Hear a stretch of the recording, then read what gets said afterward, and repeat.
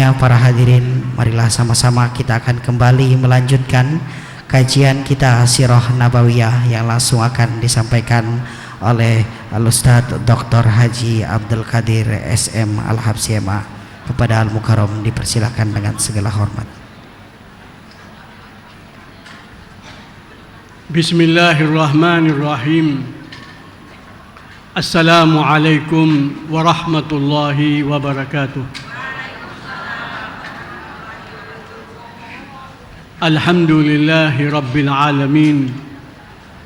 Wassalatu wassalamu ala ashrafil anbiya'i wal mursalin Sayyidina wa habibina wa qurrati a'yunina wa maulana Muhammad An-Nabiyyil Ummi wa ala alihi wa sahbihi ajma'in. Ibu-ibu, bapak-bapak, muslimin, muslimat rahimakumullah. Pada akhir-akhir ini kita dikejutkan oleh suatu peristiwa yang sangat menyakitkan hati kita, melukai perasaan kita, yaitu sebuah film picisan yang tidak bermoral, yang dengan sengaja penuh tekad untuk menodai kehormatan hamba Allah yang paling tercinta oleh kita dan yang paling tercinta oleh Allah Rabbul Alamin. In a sense of Muslims, yang menggambarkan atau dia berusaha untuk menyatakan kepada kita kaum muslimin, bahkan kepada dunia, tentang keluguan kita, tentang kebodohan kita di saat kita beriman kepada Rasulullah sallallahu alaihi wasallam, tentang keluguan. Padahal Allah Subhanahu wa taala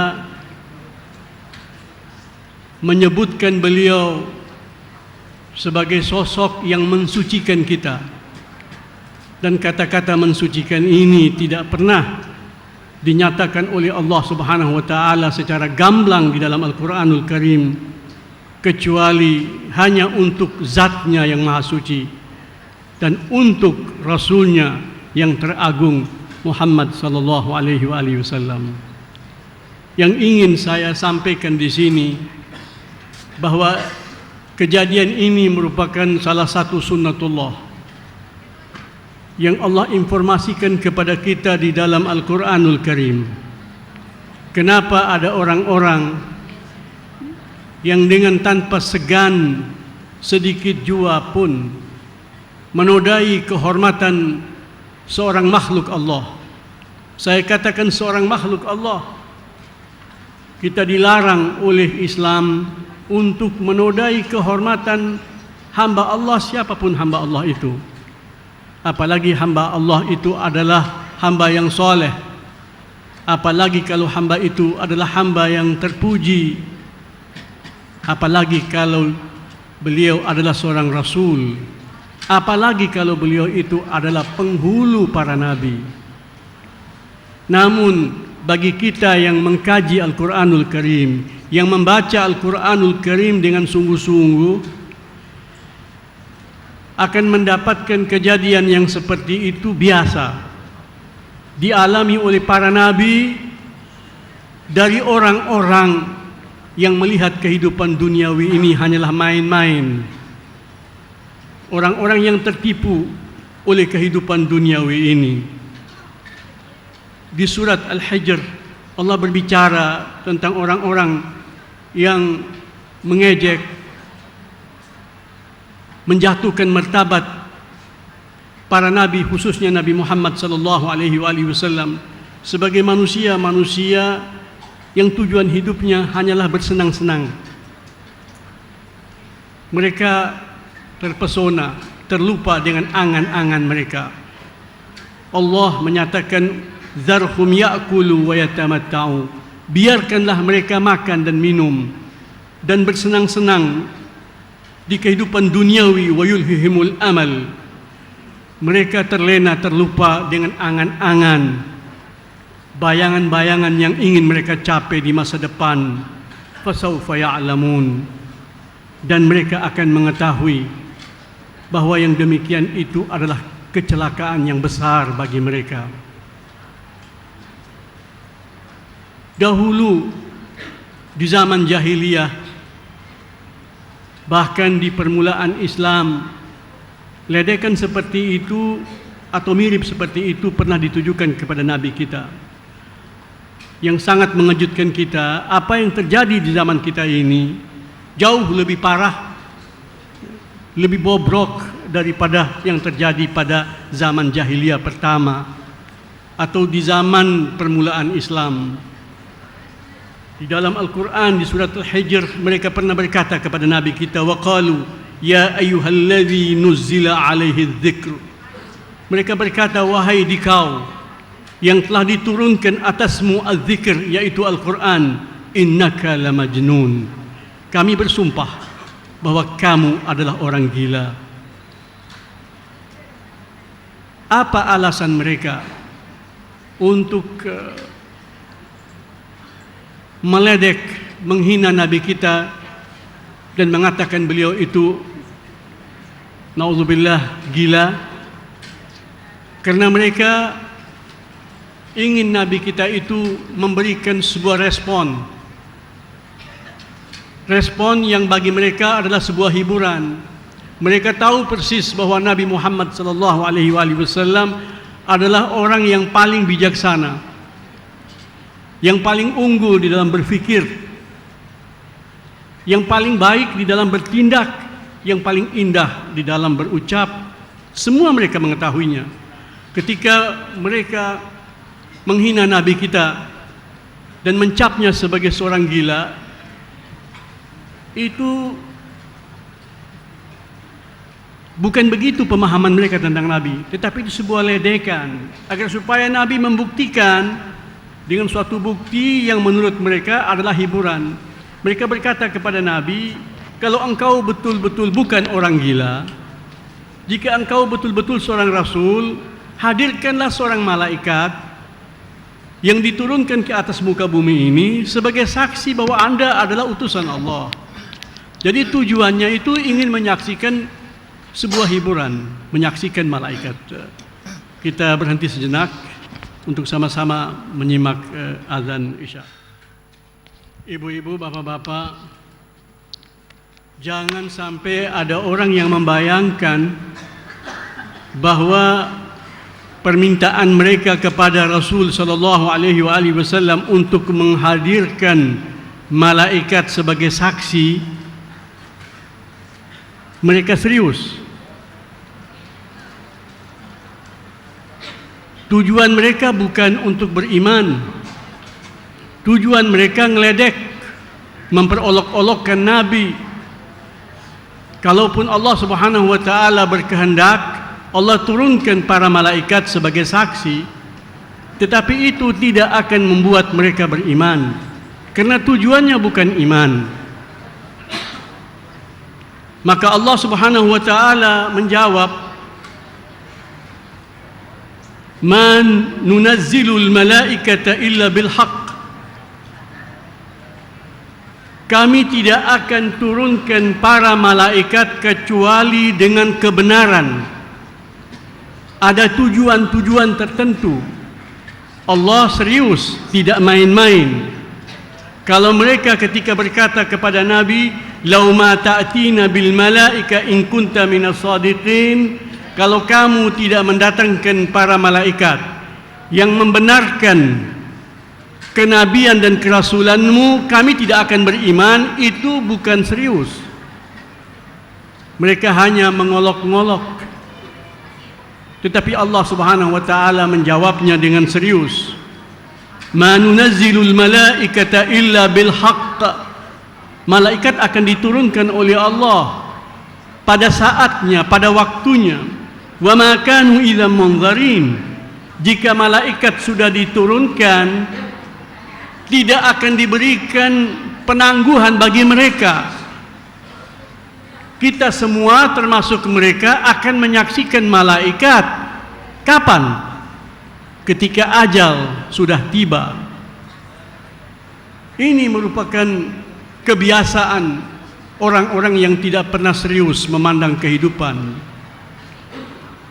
Allah Subhanahu wa taala menghibur nabinya sallallahu alaihi wasallam, wahai kekasih, wahai Rasul, itu adalah kebiasaan orang-orang yang tidak bertanggung jawab. Kerjanya hanya mengolok-ngolok kebenaran. Walaqad arsalna min qablika fi syia'il awwalin. Allah berfirman kepada nabinya, kami telah mengutus rasul-rasul pada umat-umat yang terdahulu. Wa ma ya'tihim min rasulin illa kanu bihi yastahzi'un. Dan tidak ada rasul yang diutus kepada umat-umat yang terdahulu kecuali mereka mengejek, ngeledek, memperolok-olokkan nabi tersebut.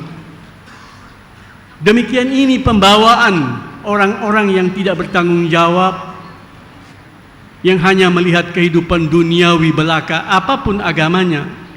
Allah Subhanahu wa taala menjelaskan kepada kita, demikian itulah sikapnya terhadap kehidupan dan terhadap pencipta kehidupan ini. Bahkan Allah Subhanahu wa taala menyatakan, walau fatahna alaihim baban minas sama'i fadhallu fihi ya'rujun. Andaikan kami bukakan untuk mereka pintu langit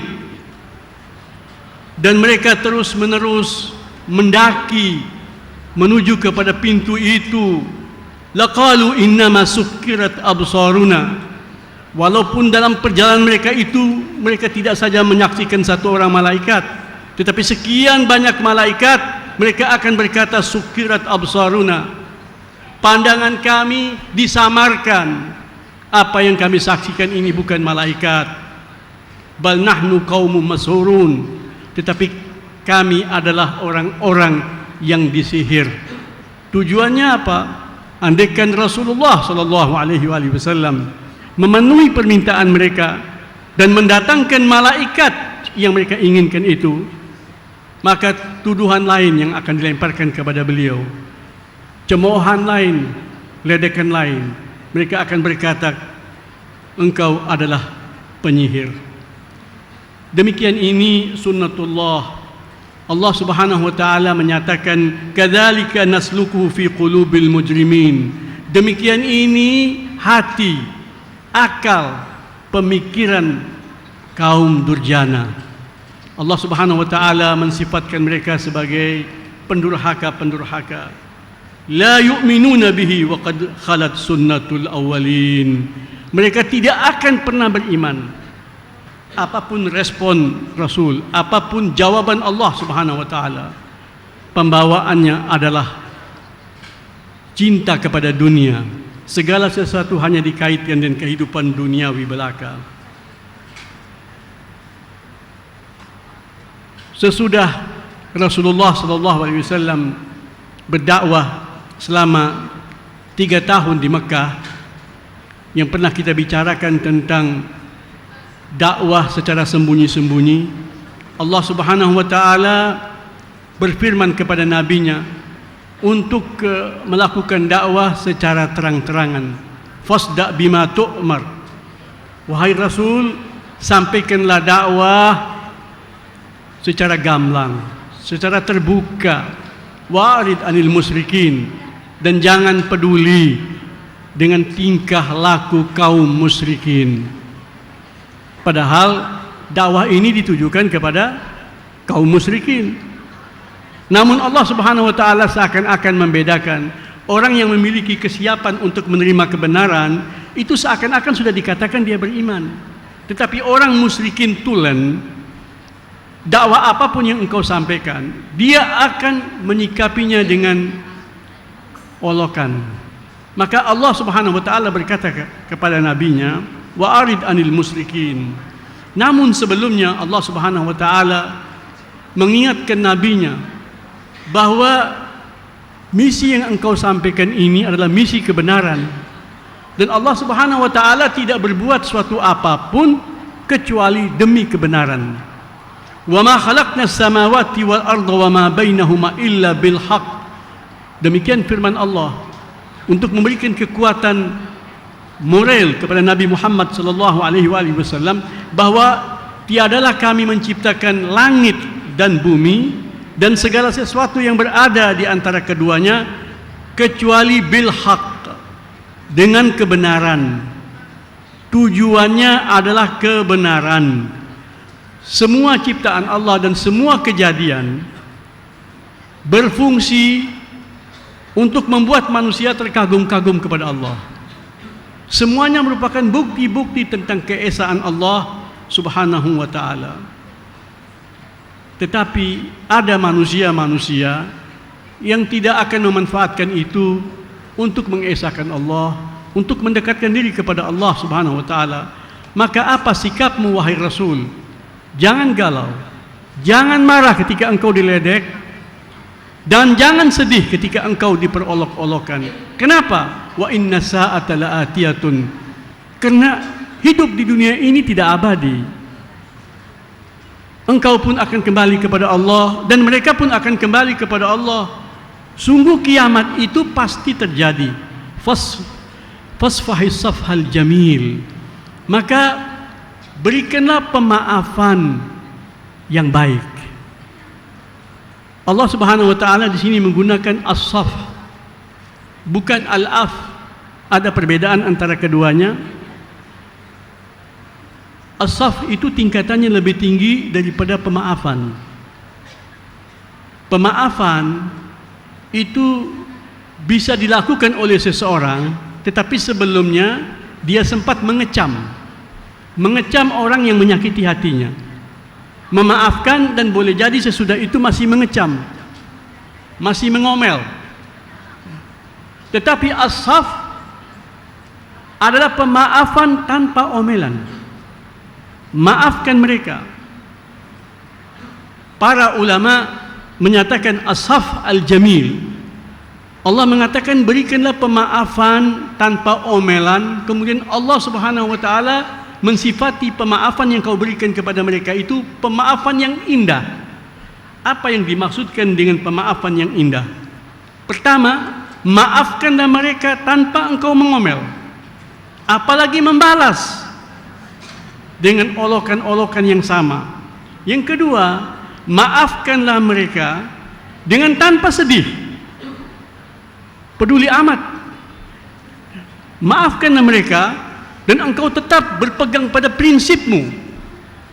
Kita memaafkan tanpa marah, tanpa omelan, tetapi bukan berarti kita akan mengorbankan prinsip-prinsip kebenaran. Kemudian maafkanlah mereka dan dekaplah orang-orang yang beriman. Hiburkanlah hatimu dengan orang-orang yang beriman kepadamu wahai Rasul. Jangan engkau peduli, jangan engkau sakit hati dengan olokan-olokan mereka. Sibukkanlah dirimu dengan engkau tambahkan cinta dan kepedulianmu kepada orang-orang yang beriman. Kemudian maafkanlah mereka dengan pemaafan yang indah, di mana engkau akan terus menghimbau umat manusia, termasuk mereka, untuk kembali kepada Allah Subhanahu wa taala. Kemudian Allah Subhanahu wa taala menghibur nabinya dengan menyebut kelebihan-kelebihan beliau, dengan menyebut anugerah-anugerah besar yang Allah berikan kepada beliau. Allah menyatakan walaqad atainaka sab'an minal mathani wal Qur'anal azim. Allah bersumpah kepada Rasulnya, kami telah menganugerahkan kepadamu wahai Rasul 7 ayat yang dibaca secara berulang-ulang, yaitu suratul Al-Fatihah dan Al-Quran yang agung. Cukup ini merupakan pelipur lara bagimu. Tidak ada artinya olok-olokan mereka itu. Pusatkan perhatianmu terhadap anugerah besar yang Allah berikan kepadamu, yaitu surat Al-Fatihah dan Al-Quran seluruhnya. Kemudian Allah Subhanahu wa taala menyatakan kepada beliau, ada sesuatu yang lain yang lebih engkau fokuskan perhatianmu ketimbang orang-orang yang mengolok-olokanmu itu, Allah berfirman, wala tahzan alaihim, jangan sekali-kali engkau terhanyut dalam kesedihan, jangan sekali-kali engkau sampai sakit karena memikirkan hal ikhwal mereka. Wahfid janahaka lil mu'minin, turunkanlah sayapmu terhadap orang-orang yang beriman. Artinya bersikap tawaduklah kamu kepada hamba-hambaku yang beriman kepadamu. Turunkanlah sayapmu. Kenapa kata-kata sayap digunakan di sini? Allah seakan-akan berkata kepada nabimu, lihatlah burung-burung ketika merentangkan sayapnya, kemudian dia turunkan sayapnya untuk mendekap itiknya, memberikan kedamaian kepada mereka, memberikan rasa aman kepada mereka. Lakukanlah itu kepada orang-orang yang beriman. Demikian itu pesan Allah Subhanahu wa taala kepada Rasulnya sallallahu alaihi wasallam. Muslimin muslimat rahimakumullah, kita di dalam kesedihan yang luar biasa, kemarahan yang kita redam sedemikian rupa terhadap olokan-olokan, ejekan-ejekan, hinaan-hinaan yang ditujukan kepada Nabi Muhammad SAW. Kita patut juga mengambil pelajaran yang diberikan oleh Allah kepada Rasulullah. Kita menghibur hati kita dengan kita mengkaji Al-Quran, dengan membaca Al-Quran, dengan merasa terhibur bahwa Allah Subhanahu wa taala menganugerahkan kita Al-Quranul Azim, menganugerahkan kepada kita surat Al-Fatihah. Kita bisa menghibur hati kita dengan kita makin meningkatkan cinta kita kepada sesama muslimin. Kita mempererat hubungan di antara kita, kita mempersatukan langkah kita, bukan kita melakukan tindakan-tindakan yang membuat sesama muslimin menjadi gusar dan sedih. Inilah yang diajarkan oleh Allah Subhanahu wa taala, yang disampaikan kepada Nabi kita sallallahu alaihi wasallam. Memang orang yang tidak mementingkan agama, yang dalam pikirannya tidak ada urusan akhirat apapun agamanya, selalu melihat orang-orang yang religius itu seperti orang-orang yang bodoh. Orang yang tidak mementingkan akhirat, ketika melihat orang-orang yang saleh, dia anggap itu orang-orang yang ketinggalan, orang-orang yang tidak maju, yang tidak mengikuti perkembangan. Demikian ucapan kaum durhaka kepada para nabi-nabi, antara lain, wa ma narat taba'aka ila alladhina hum aradhiluna badiyar ra'i. Ini ucapan kaum musyrikin, para pendurhaka kepada Nuh alaihissalam. Mereka berkata, wahai Nuh, kami tidak pernah menyaksikan, tidak pernah melihat pengikut-pengikutmu kecuali orang lugu-lugu, orang bodoh-bodoh yang mudah percaya. Kalau tidak ada manusia yang seperti itu, tentu engkau tidak memiliki pengikut. Ucapan seperti ini juga dahulu pernah dilontarkan kepada Nabi kita, Nabi Muhammad sallallahu alaihi wasallam, ketika kaum musyrikin Mekah, yaitu para tokoh-tokoh Mekah, orang-orang kaya, orang-orang elit, tetapi tepatnya adalah orang-orang yang tertipu oleh dunia. Mereka berkata kepada Nabi kita, ahaula'i manallahu alaihim min bainina. Apakah pengikut-pengikut ini merupakan orang-orang istimewa yang Allah unggulkan atas kami? Mereka memandang Bilal, Ammar bin Yasir, Suhaib Ar-Rumi adalah orang-orang lugu, sehingga dengan mudahnya mereka beriman kepada Rasulullah SAW. Apakah mereka-mereka ini orang yang diistimewakan oleh Allah? Perhatikan apa jawaban Allah Subhanahu wa taala, alaihissallahu bi'a'lama bisyakirin. Allah menjawab, bukankah aku, Allah Subhanahu wa taala, yang lebih tahu siapa di antara hambaku yang lebih bersyukur? Allah memuji hamba-hamba yang dikatakan lugu itu, yang dikatakan bodoh-bodoh itu, sebagai orang-orang yang bersyukur kepada Allah Subhanahu wa taala. Cemoohan kepada para nabi-nabi selalu dikaitkan dengan pengikutnya.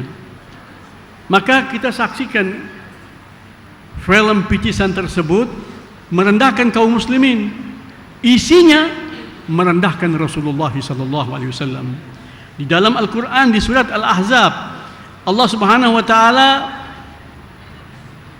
mengancam dengan laknatnya yang besar orang-orang yang menyakiti Allah dan menyakiti Rasulnya, yang sebetulnya yang diejek itu adalah Rasulullah. Tetapi Allah Subhanahu wa taala mengatakan mengejek Rasulnya adalah mengejek Allah. Dan orang yang sudah mengejek Rasul pasti akan mengejek umatnya. Demikian Allah Subhanahu wa taala menyebutkannya di surat Al-Ahzab ayat 57 58. Innal ladzina yu'dzuna Allah wa rasulahu la'anahumullahu fid dunya wal akhirah. Orang-orang yang menyakiti Allah dan Rasulnya, Allah melaknati mereka di dunia dan akhirat. Wa a'adda lahum 'adzaban muhina. Dan Allah Subhanahu wa taala menyiapkan untuk mereka azab yang menghina-hinakan. Kemudian pada ayat berikutnya Allah Subhanahu wa taala menyatakan walladzina yu'dzunal mu'minina wal mu'minat, dan orang-orang yang menyakiti orang-orang yang beriman laki-laki dan perempuan bighairi maktasabu, melecehkan mereka tentang apa-apa yang tidak mereka lakukan. Kaum muslimin bukan bodoh ketika beriman kepada kenabian Nabi Muhammad SAW, tetapi justru kaum muslimin adalah orang yang berakal. Fa'lam annahu la ilaha illallah. Orang yang mengesahkan Allah adalah orang yang berilmu. Demikian pernyataan Allah Subhanahu wa taala. Dan orang yang beriman kepada Nabi Muhammad disifatkan orang yang akan disucikan oleh Nabi Muhammad. Wa yuzakkihim, dan dia akan mensucikan mereka. Faqad ihtamalu buhtanan wa ithman mubina. Orang yang melecehkan kaum muslimin itu akan memikul beban yang sangat besar. Mereka telah melakukan kebohongan yang besar, dan kepada mereka akan dijatuhi dosa yang nyata. Muslimin muslimat rahimakumullah. Kemudian Allah Subhanahu wa taala menghibur nabinya untuk berkata kepada diri beliau dan berkata kepada alam semesta, qul inni ana nadhirul mubin. Katakanlah kepada dirimu, katakanlah kepada manusia, katakanlah kepada seluruh makhluk Allah bahwa engkau hanyalah seorang pemberi peringatan yang memberikan penjelasan yang sejelas-jelasnya. Ini hiburan.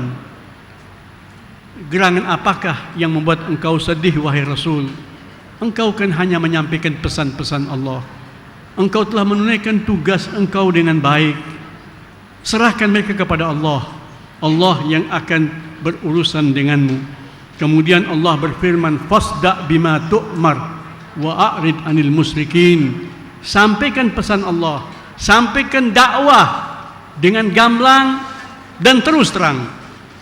Jangan peduli terhadap sikap orang-orang musyrikin. Inna kafainakal mustahzi'in. Allah menyatakan, kamilah yang akan memeliharamu dari ejekan dan ledekan itu. Kamilah yang akan mencukupkanmu. Engkau tidak perlu repot-repot memikirkan mereka. Allah yang akan mengambil tugas, mengambil alih apa yang sepatutnya dihadapkan kepada mereka yang biasa mengolok-olokkanmu. Berkaitan dengan ayat ini, ada konteks penurunannya, ada sebab nuzulnya. Diriwayatkan oleh sebagian ahli tafsir, Walid ibn al-Mughirah menjelang suatu musim haji mengumpulkan tokoh-tokoh Mekah.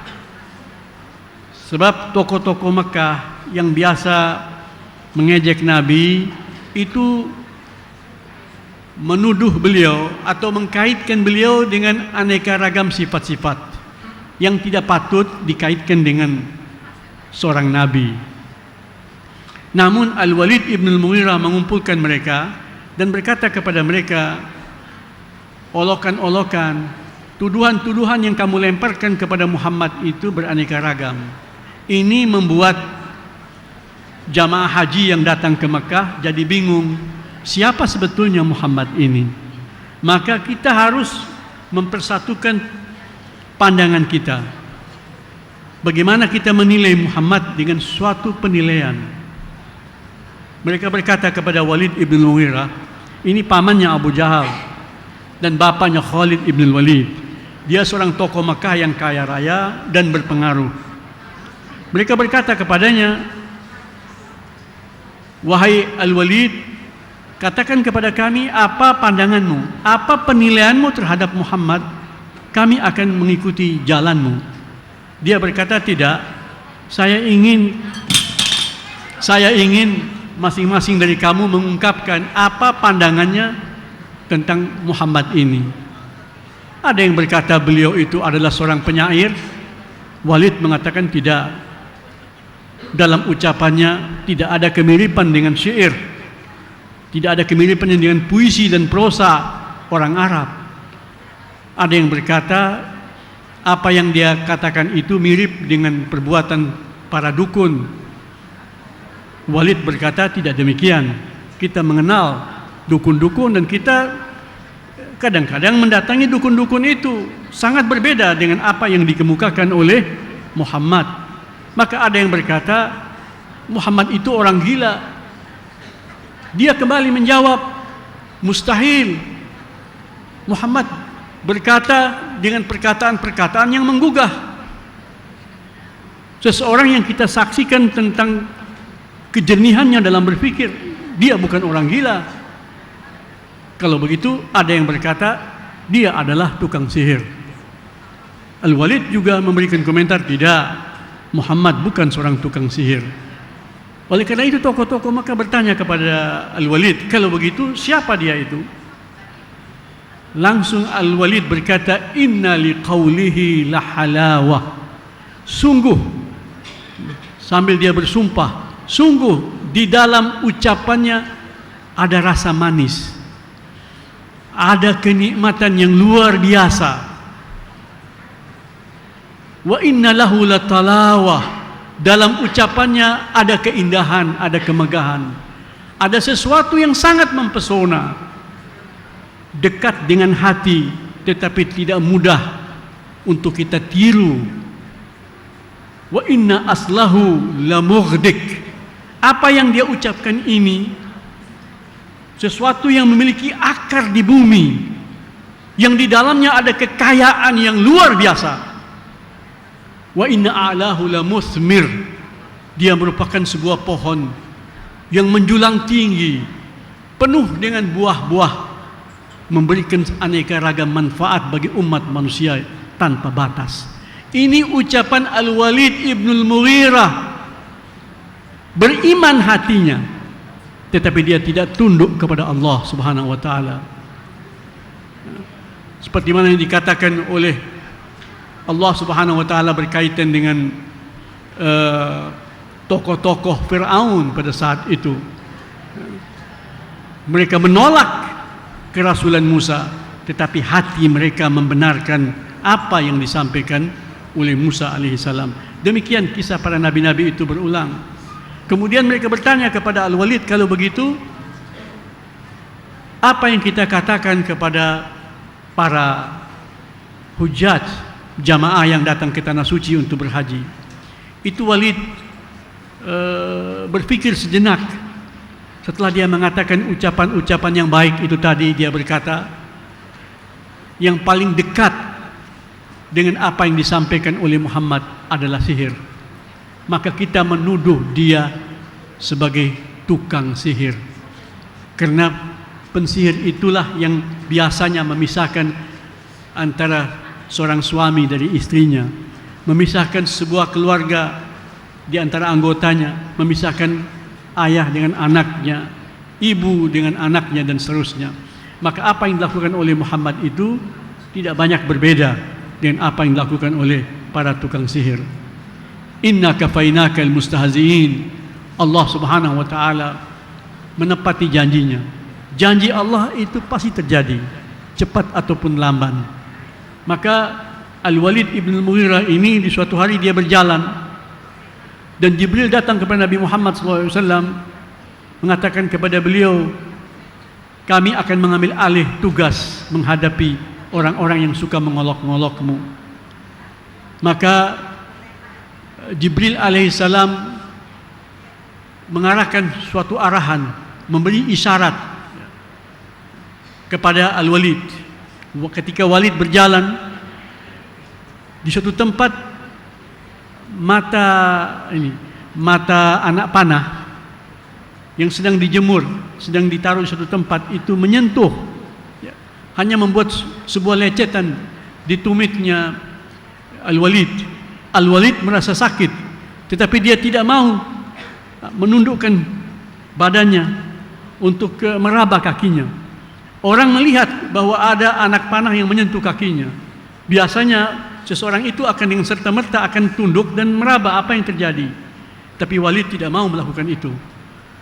Dia berlagak tidak terkena apapun. Tidak pantas Walid untuk tunduk, meraba-raba kakinya kalau kakinya tersentuh luka. Menunjukkan kegagahannya, padahal dia sudah cukup lanjut usia. Dia berjalan. Lecetan itu menimbulkan sebuah borok, sebuah luka yang mengeluarkan nanah yang tidak pernah habis, menimbulkan bau yang tidak sedap sama sekali. Dia mati dengan luka itu. Inilah isyarat daripada Jibril alaihissalam menerjemahkan makna firman Allah, inna kafainakal mustahzi'in. Wahai Rasul, aku akan gerakkan pasukanku untuk mengatasi olokan-olokan Al-Walid. Kemudian seseorang yang bernama Aswad ibnu Abdi Yaghouth, dia mengalami hal yang mirip dengan itu. Dia duduk di bawah sebuah pohon, tiba-tiba matanya ini terserang oleh serangga yang kecil sekali. Dia merasakan sakit. Dia berkata kepada anak-anaknya, periksa mataku, mataku ini sakit. Anak-anaknya berkata, tidak ada apa-apa, mata kamu biasa-biasa saja. Dia mengatakan, tidak, mataku ini sakit. Semua mereka mengatakan, tidak ada apa-apa ya ayah, kami sudah periksa semuanya. Dalam waktu yang tidak lama, dia menjadi buta. Dan terjadi kepada Al-Was ibnu Wa'il, salah seorang sahabat Al-Walid, yang pada saat itu ikut kumpul mengolok-ngolok Nabi Muhammad SAW. Dia ini tersentuh duri. Duri ini juga membuat badannya sakit, panas dingin. Kemudian keluar nanah dari sentuhan duri tersebut sampai dia mati. Ada yang lain yang namanya Qais, itu merasakan sakit di perutnya, dan sakit itu berkelanjutan sampai dia banyak ke belakang. Ujung-ujungnya kotoran itu tidak keluar dari jalan belakang, tapi dari jalan depan. Demikian Allah Subhanahu wa taala mengambil hak nabinya dengan suatu siksaan yang luar biasa. Ada lagi satu yang lain yang sedang duduk di pohon sedang beristirahat. Tiba-tiba dia merasakan kepalanya ini pening, sakit. Dia hentak-hentakan kepalanya, dia pukul-pukulkan kepalanya itu di batang pohon sampai dia mati. Ini terjadi, dan terjadi juga pada Abu Lahab.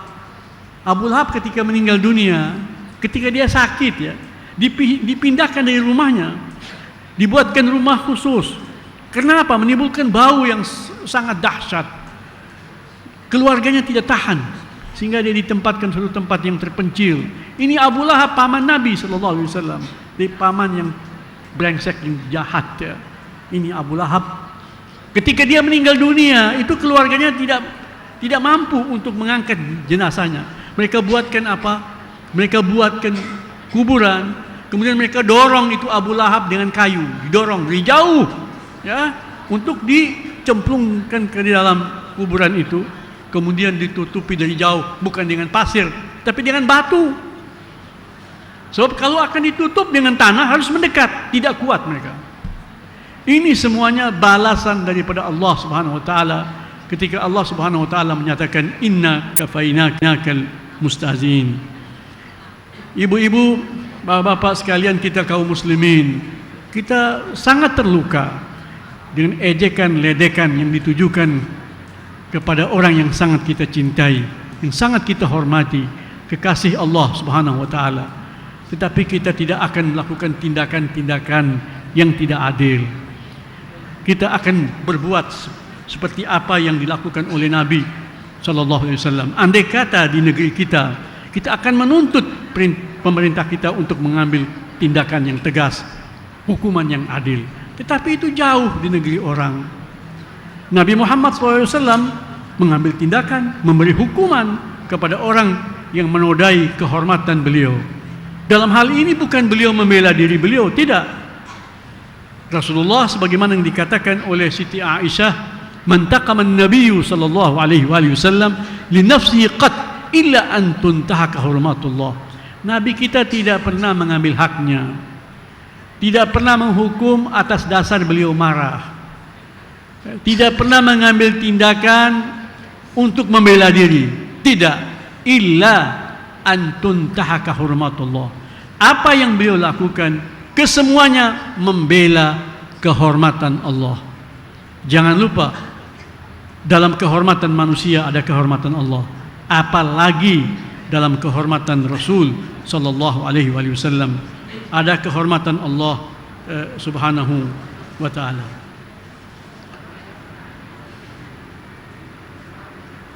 Rasulullah sallallahu alaihi wasallam setelah 13 tahun berdakwah, dan kita pada pertemuan yang lalu berbicara tentang hijrah para sahabat. Rasulullah berhijrah setelah sahabat-sahabat berangkat ke Madinah.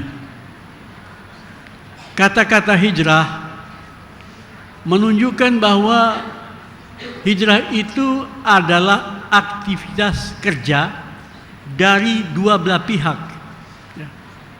Jadi merupakan sebuah kerja yang memiliki kaitan dengan kerja orang lain. Itu hajara. Hijrah dalam bahasa Arab, kata kerjanya hajara, bukan hajara. Kalau hajara artinya meninggalkan. Nabi kita tidak pernah meninggalkan Mekah, karena Mekah adalah negeri yang paling dicintai oleh Rasulullah sallallahu alaihi wasallam. Jadi kalau kita sebutkan dalam bahasa Indonesia, kita sering salah, ya. Nabi itu bukan hajara, hajara. Hajara artinya apa? Saling meninggalkan. Tapi kalau hajara, meninggalkan. Nabi kita tidak pernah meninggalkan Mekah. Walaupun beliau pergi jauh, 500 kilo dari Mekah ke Madinah, hati beliau tetap di Mekah. Beliau ketika meninggalkan Mekah, beliau berkata kepada Mekah, "Wahai Mekah, engkau adalah bumi Allah yang paling tercinta olehku. Kalau bukan karena penghunimu mengusir aku, memerangi aku tidak pernah meninggalkan kamu." Maka dikatakan hajara. Jadi ada kedua belah pihak yang saling meninggalkan. Tokoh-tokoh Mekah, orang-orang kaya Mekah yang sombong, merekalah yang meninggalkan Nabi Muhammad. Bukan meninggalkan beliau begitu saja, merekalah yang memerangi beliau. Maka beliau terpaksa meninggalkan mereka. Maka dikatakan hajara. Namun yang perlu kita sadari bahwa hijrah Nabi Muhammad sallallahu alaihi wasallam itu sebetulnya sudah bermulai di saat beliau dibangkitkan sebagai nabi. Ini takdir Allah. Cepat atau lamban beliau akan berhijrah. Kenapa? Karena beliau diutus di kota Mekah. Kota Mekah merupakan tanah tumpah darah suku Quraisy. Kabilah yang paling terpandang dari anak cucu Ibrahim alaihissalam. Supaya kita ketahui bahwa tidak semua orang Arab bernasabkan kepada Ibrahim alaihissalam. Di sana ada Qahtan, di sana ada Adnan.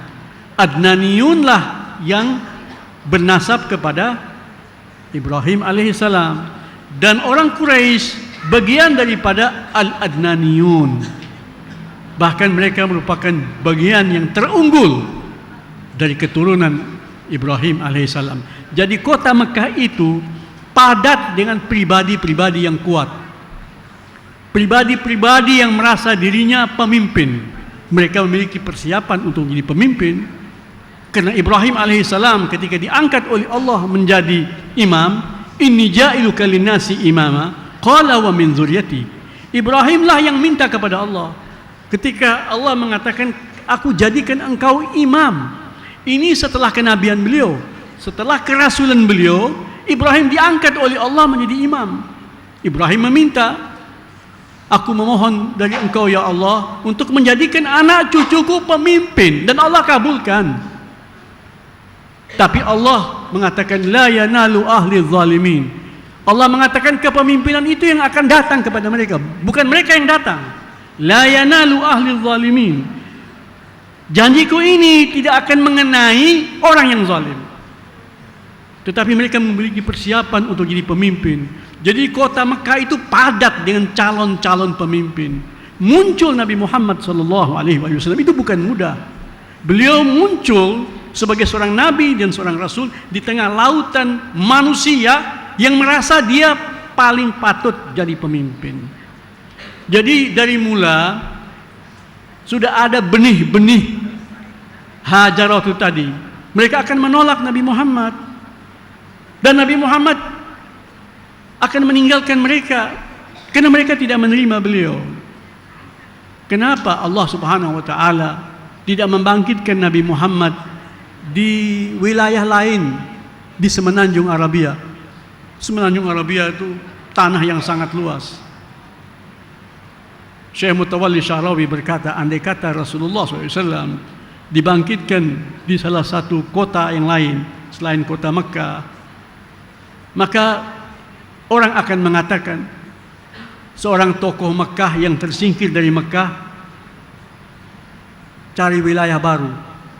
Seperti dahulu orang Eropa, pangeran-pangeran Eropa, yang ketika mereka memperebutkan kekuasaan di Eropa, ada yang ada yang terpental, ada yang mau, tidak kebagian wilayah. Apa yang mereka lakukan? Mereka berangkat ke Timur Tengah. Mereka mendatangi dunia Islam. Tujuannya apa? Mencari kekuasaan, mencari wilayah baru. Tetapi alasan yang mereka kemukakan kepada umat manusia adalah perang suci untuk menyelamatkan salib, untuk menyelamatkan tempat penziarahan orang Kristen. Itu adalah alasan mereka, tapi tujuan mereka adalah dunia. Maka Allah Subhanahu wa taala mensucikan nabinya. Nabinya itu tidak diutus, tidak dibangkitkan di salah satu kota kecil di mana tidak dipadati oleh orang-orang besar, orang-orang kuat. Sehingga nabi kita tidak akan menjadi bahan ejekan orang yang tidak mampu membangun kepemimpinan di Mekah, mencari wilayah lain. Kemudian ada pertanyaan, kenapa Allah Subhanahu wa taala tidak memudahkan orang-orang Quraisy untuk mendukung Nabi Muhammad sallallahu alaihi wasallam? Kan lebih mudah. Syekh Mutawalli Sya'rawi kembali berkata, andai kata Allah Subhanahu wa taala menundukkan orang-orang Quraisy untuk Muhammad sallallahu alaihi wasallam, akan dicap di kemudian hari bahwa orang-orang Quraisy itu mendukung Muhammad karena fanatik. Muhammad adalah seorang pemuda Quraisy. Orang-orang Quraisy sudah terbiasa dengan kewibawaan, dengan pengaruh mereka di semenanjung Arabia. Maka mereka akan dituduh mereka telah memanfaatkan kenabian Nabi Muhammad sebagai batu loncatan untuk menguasai dunia. Orang-orang Quraisy, betul mereka tidak memiliki kerajaan, tidak ada di sana kekuasaan formal di semenanjung Arabia, tetapi kehadiran mereka sebagai pemimpin, khususnya pemimpin secara spiritual, diterima oleh bangsa Arab. Maka Allah Subhanahu wa taala menghadapkan Nabi kita Nabi Muhammad SAW dengan orang-orang Quraisy yang kemudian memisahkan diri dari Nabi Muhammad. Alangkah indahnya kalau mereka memisahkan diri begitu saja, tapi mereka memerangi Nabi kita sehingga beliau terpaksa berhijrah. Kemudian dengan perkembangan dakwah Islam, mereka masuk Islam dan mereka menjadi pendukung setia Nabi Muhammad. Maka fanatik mereka kepada Nabi Muhammad datang sesudah kefanatikan mereka kepada Allah Subhanahu wa taala. datang sesudah kefanatikan mereka kepada Al-Quranul Karim. Jadi bukan masalah suku, tetapi masalah iman lebih dahulu. Setelah mereka beriman, baru mereka fanatik kepada Muhammad sallallahu alaihi wasallam. Demikian itulah Allah menciptakan suatu suasana sehingga Nabi kita itu lebih terjaga kehormatannya. Namun walaupun demikian, sebagai sunnatullah, kita menyaksikan hal-hal yang menyedihkan hati kita. Ibu-ibu, bapak-bapak, saya kira mungkin cukup sekian. Ya. Kita tutup dengan berdoa. Marilah sama-sama kita mengangkat kedua tangan kita. Kita hadapkan hati kita kepada Allah Subhanahu wa taala. Alhamdulillahi rabbil alamin. Allahumma salli ala sayyidina Muhammadin wa ala ali sayyidina Muhammad. Ya Allah, Tuhan kami, Tuhan yang memiliki sifat-sifat yang maha sempurna, curahkanlah salawat-Mu ya Allah, rahmat-Mu yang paling khusus, rahmat-Mu yang paling istimewa, rahmat-Mu yang paling sempurna atas penghulu kami, Nabi kami, Rasul kami, hamba dan kekasih-Mu Muhammad, dan keluarga beliau yang Engkau sucikan. Ya Allah, Tuhan kami, anugerahkanlah ridha-Mu yang seagung-agungnya, rahmat-Mu yang seluas-luasnya atas para pendahulu kami, sahabat-sahabat Nabi kami. Ya Allah, Tuhan kami mengharap dari-Mu ya Allah, agar selawat kami tersebut menjadi sarana kelapangan dada kami. Ya Allah, dengan selawat yang kami mohonkan dari-Mu atas Nabi kami, mudahkan segala persoalan kami, sirnakan semua kegalauan hati kami. Ampunkanlah ya Allah dengan selawat itu dosa-dosa kami. Lunasilah ya Allah dengan selawat itu utang-utang kami.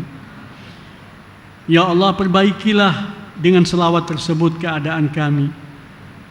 Capaikanlah dengannya harapan dan cita-cita kami. Ya Allah, beratkanlah timbangan kami di hari kemudian. Ya Allah, abadikanlah keberkahan selawat itu atas kami selama hidup kami di dunia. Ketika kami berpindah ke alam barzakh, abadikan keberkatannya ya Allah sampai kami berjumpa dengan Nabi-Mu di hari kemudian, dan Engkau ridha kepada kami, kami ridha kepadamu. Ya Allah, Tuhan kami, kepada kedermawanan-Mu, kepada kasih sayang-Mu kami mengharap untuk Engkau tidak memisahkan kami dengan Nabi kami. Ya Allah, Tuhan kami berdiri di belakang beliau memohon pemaafan-Mu. Kepadamu kami meminta, izinkanlah beliau untuk memberikan syafaat bagi kami, syafaat yang menyelamatkan kami dari kemurkaan-Mu, syafaat yang membebaskan kami dari neraka-Mu. Izinkanlah kami ya Allah meminta kepadamu agar Engkau sudi mengilhami beliau, memberikan syafaat yang mengangkat derajat kami di surga nanti. Ya Allah, Tuhan kami beriman kepada keesaan-Mu, karena Engkau pencipta segala, karena Engkau paling dekat dengan kami. Kami beriman kepada Nabi-Mu, kepada kerasulan beliau, sedangkan kami tidak pernah berjumpa dengan beliau. Jangan haramkan kami berjumpa dengan beliau dalam hidup kami ini, walaupun dalam mimpi ya Allah, sebagai mukaddimah pertemuan kami dengannya di kehidupan yang abadi. Ya Allah, Tuhan kami, peliharalah kami, keluarga kami, anak-anak kami, bangsa dan negara kami, peliharalah kami kaum muslimin. Berikanlah hidayat kepada kami, tambahkan hidayat kami atas hidayat. Berikanlah bimbingan-Mu, hidayat-Mu kepada hamba-hamba-Mu yang belum mendapat hidayat. Jadikanlah cinta yang akan datang antara kami dan orang-orang yang memusuhi kami. Sungguh Engkau Maha Kuasa, seperti yang Engkau beritakan dalam kitab suci-Mu. Rabbana atina fid dunya hasanah wa fil akhirati hasanah wa qina adzabannar. Wa sallallahu ala Muhammadin wa ali Muhammad. Walhamdulillahi rabbil alamin. Wassalamu alaikum warahmatullahi wabarakatuh.